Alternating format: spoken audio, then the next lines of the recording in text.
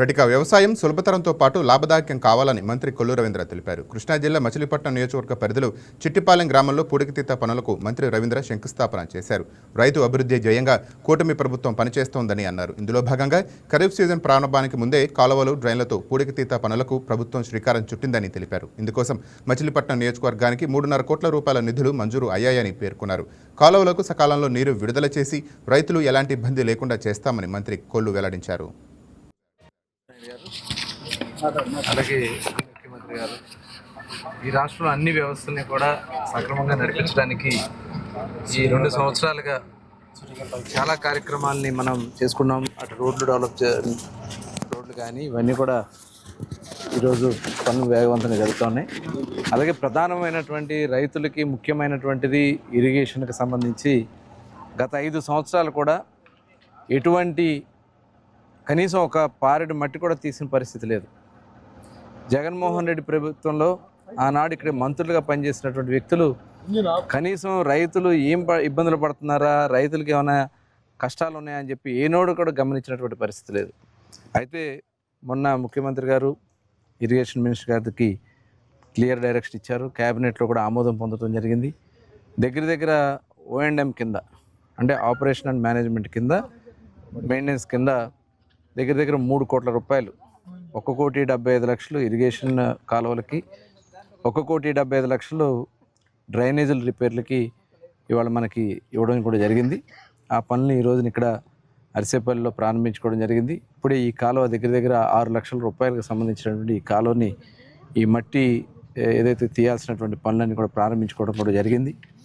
ఇదే కాకుండా మరి గతంలో ఏదైతే బందర్ సెక్షన్ కింద 17 పనులు, 99.36 లక్షల పనులు, అలాగే 9th ఛానల్ కింద 11 పనులకి 75 లక్షలు ఆల్రెడీ పనులు మంజూరయ్యాయి.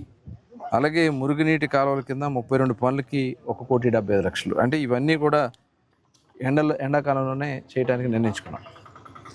అదే వర్షాలు పడిన తర్వాత గతంలో వర్షాలు వచ్చాక ఊరికే పైన బకెట్ ఆడిచ్చి బిల్లులు చేసుకునేవాడు తప్ప ఎక్కడా కూడా సంపూర్ణంగా పనులు చేసినటువంటి పరిస్థితి లేదు.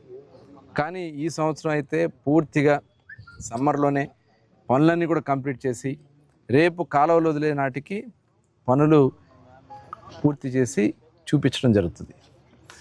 ఇది ఊరికే పైన మాటలు చెప్పే ప్రభుత్వం కాదు. ఇదే కాకుండా బందరు మచిలీపట్నం పరిధిలో దగ్గర 5 కోట్ల రూపాయలు మనకు శాంక్షన్ వచ్చి ఉన్నాయి.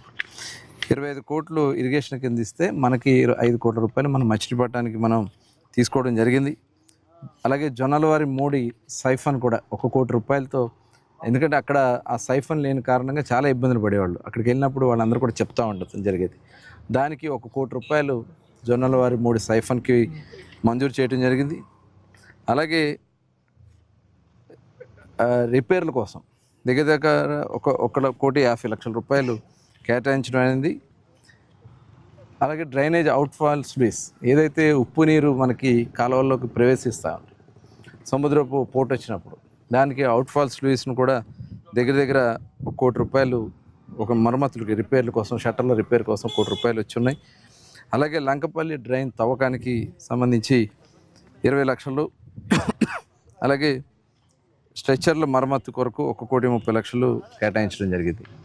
ఇవన్నీ కూడా బందరు మచిలీపట్నానికి వస్తున్నటువంటి అటు తాళపాలెం డ్రైన్ కానీ, ఇటు శివగంగ డ్రైన్ కానీ, అలాగే 9th ఛానల్ కానీ, పోతిరెడ్డిపాలెం కానీ, ఇవన్నీ కూడా ఏది ఎక్కడ ఎప్పుడు అవసరం ఉందో అవన్నీ కూడా ముందే ఐడెంటిఫై చేసుకున్నాం. అవన్నీ కూడా ఎస్టిమేట్లు ప్రిపేర్ చేసుకుని ప్రభుత్వం దృష్టి తీసుకెళ్ళడం వల్ల ఇవాళ ఇవన్నీ కూడా శాంక్షన్స్ తీసుకురాగలిగాం.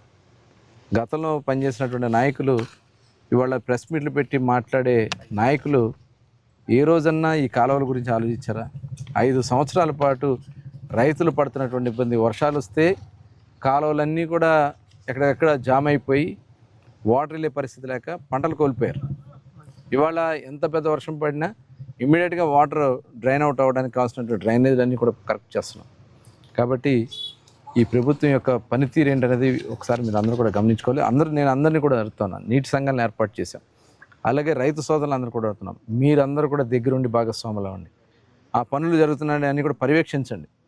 ఊరికే పైపైన చేస్తారా, పూర్తిగా చేస్తారా అనేది కూడా అవగాహన కల్పించుకోవాల్సినటువంటి బాధ్యత ప్రతి ఒక్క రైతులది ఉంది.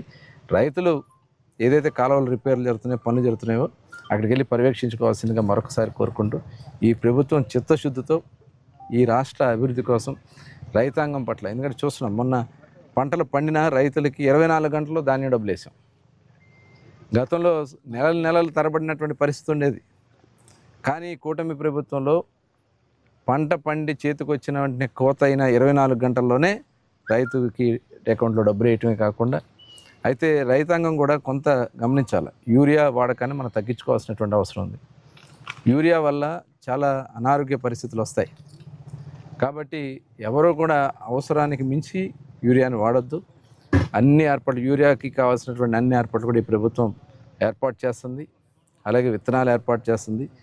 అటు వ్యవసాయ శాఖ, ఇటు ఇరిగేషన్ శాఖ పూర్తి స్థాయిలో రైతాంగం కోసం పనిచేస్తుందని చెప్పి తెలియజేస్తాం.